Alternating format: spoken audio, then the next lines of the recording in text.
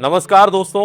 भारत के आपराधिक इतिहास में कुछ मामले इतने भयावह और सनसनीखेज होते हैं कि वे न केवल समाज को झकझोर देते हैं बल्कि कानून व्यवस्था और मानव मनोविज्ञान पर भी गहरे सवाल खड़े करते हैं। ऐसा ही एक मामला है डॉक्टर डेथ के नाम से कुख्यात डॉक्टर देवेंद्र शर्मा का, जिसने अपनी क्रूरता और चालाकी से पूरे देश को स्तब्ध कर दिया। एक पढ़े लिखे आयुर्वेदिक डॉक्टर से लेकर सीरियल किलर तक का सफर, उसका अपराध का अनोखा तरीका और हाल ही में 20 मई 2025 को दिल्ली पुलिस द्वारा उसकी गिरफ्तारी ने इस मामले को फिर से सुर्खियों में ला दिया।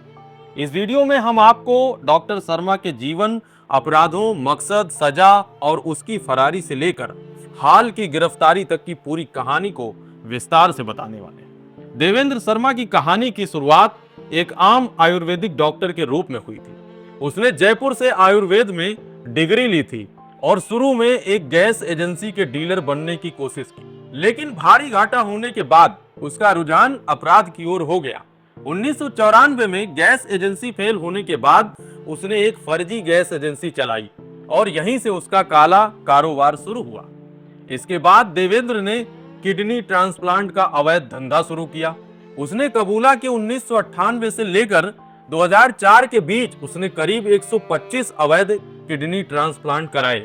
इस रैकेट में देश भर के कई डॉक्टर और बिचौलिए शामिल थे।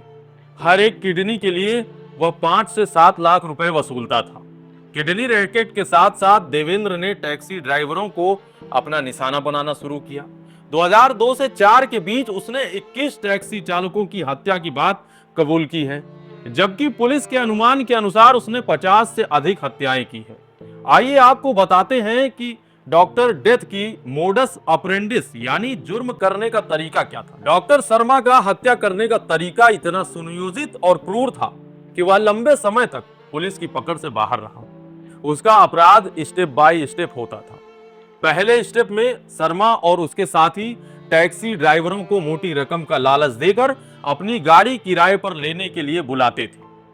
वह ड्राइवरों को लंबी दूरी की सवारी का झांसा देता, जैसे किसी दूर दराज के गांव या शहर में जाना। ड्राइवर जो आमतौर पर मेहनतकश और आर्थिक रूप से कमजोर होते थे, इस लालच में फंस जाते थे। दूसरे चरण में सवारी के दौरान शर्मा या उसका कोई सहयोगी ड्राइवर को नशीली दवाइयां जैसे सल्फास या नींद की गोलियां खाने पीने की चीजों में मिलाकर देते थे।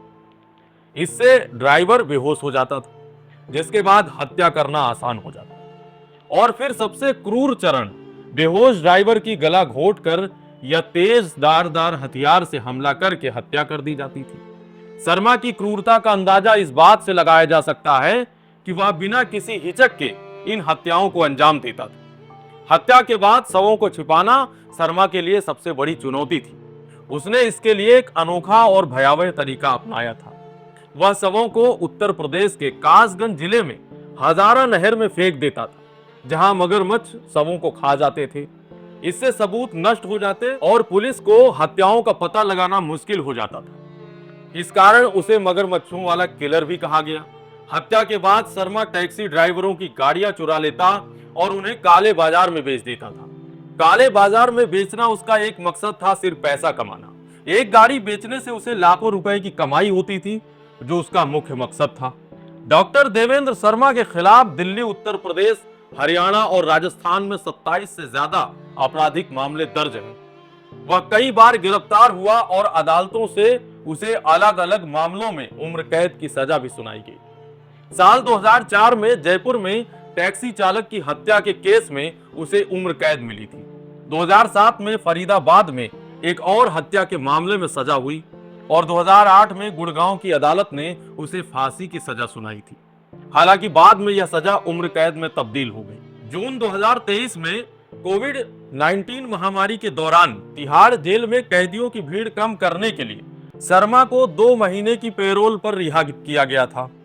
यह एक सामान्य प्रक्रिया थी, जिसमें कई कैदियों को अस्थायी रिहाई दी गई थी, लेकिन शर्मा ने इस मौके का फायदा उठाया और पैरोल की अवधि खत्म होने के बाद जेल वापस नहीं लौटा। इसके बाद दिल्ली पुलिस की क्राइम ब्रांच ने उसकी तलाश शुरू की। करीब 9 महीने की कड़ी मेहनत और तकनीकी निगरानी के बाद पता चला कि देवेंद्र शर्मा राजस्थान के दौसा जिले में एक आश्रम में पुजारी बनकर रह रहा है। वह वहां भगवा वस्त्र पहनकर पूजा पाठ करता था और लोगों को प्रवचन देता था। क्राइम ब्रांच ने विशेष रणनीति बनाकर दौसा स्थित आश्रम में टीम भेजी। कुछ अधिकारी श्रद्धालुओं के वेश में पहुंचे और आश्रम की गतिविधियों पर नजर रखी। जब पुष्टि हो गई वही व्यक्ति डॉक्टर देवेंद्र शर्मा है तो उसे दबोच लिया गया। गिरफ्तारी के वक्त वह पूरी तरह से साधु के वेश में रह रहा था। उसका हुलिया पूरी तरह बदल चुका था, लेकिन पुलिस को चकमा नहीं दे पाया। गिरफ्तारी के बाद देवेंद्र को दिल्ली लाया गया और वापस जेल में डाल दिया गया। पुलिस यह जांच कर रही है कि फरारी के दौरान उसने कोई और अपराध तो नहीं किया है। अगर नए सबूत मिले तो उसे और सजा मिल सकती है। डॉक्टर देवेंद्र शर्मा उर्फ डॉक्टर डेथ की कहानी भारत के आपराधिक इतिहास में एक काला अध्याय है। दिल्ली पुलिस ने उसे दोबारा पैरोल जंप करने, अदालत की अवमानना और भगोड़ा घोषित करने की प्रक्रिया भी शुरू की है, लेकिन यह मामला कई सवाल छोड़ गया। पैरोल सिस्टम में सुधार की जरूरत है ताकि खतरनाक अपराधी फिर से समाज के लिए खतरा न बने। पुलिस और खुफिया तंत्र को और मजबूत करने की जरूरत है ताकि फरार अपराधियों को जल्द से जल्द पकड़ा जा सके। समाज को ऐसे अपराधों से बचाने के लिए जागरूकता और कड़े कानूनी कदमों की आवश्यकता है।